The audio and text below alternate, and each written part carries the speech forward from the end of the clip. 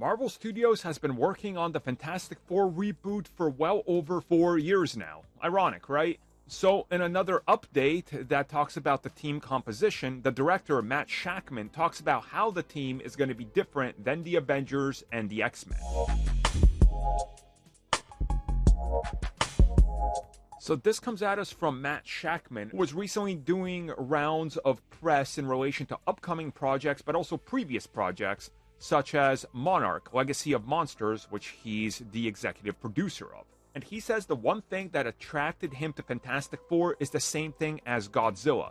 As a kid, he loved these characters and always hoped to be able to do something with them, and finally landing it is the exact type of feeling he got when he landed the Godzilla gig.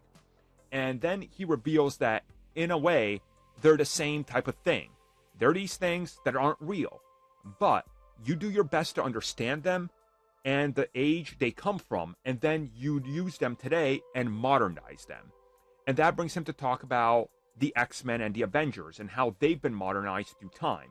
And he says the Fantastic Four is different in a way that they're always a family.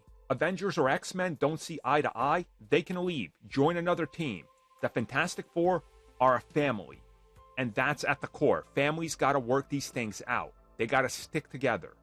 And he says that he believes some of the work he's already done lends its hand to this, whether it's Godzilla or what he was doing with WandaVision, for example, and some of his other projects. He believes that he understands who the Fantastic Four are and the family dynamic that's so important to them over anything else.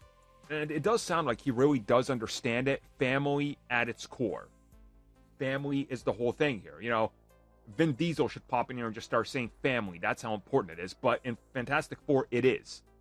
And the thing with them, of course, is the fact that when you get down to it, they have the same issues that every family has. And they're very prevalent, especially if you include their children. So the older the Fantastic Four get and the more stories they got, the more problems arise and the more they start to disagree and sort of butt heads. Because ideals and growth, and that's important to the Fantastic Four. If you've ever read the comics, that's at the core of it. So I can't wait to see how he's going to do it, because he seems to understand who these characters are. Every other iteration used the Fantastic Four in a way that didn't understand them, and that showed. So let's hope that this is the first one that does.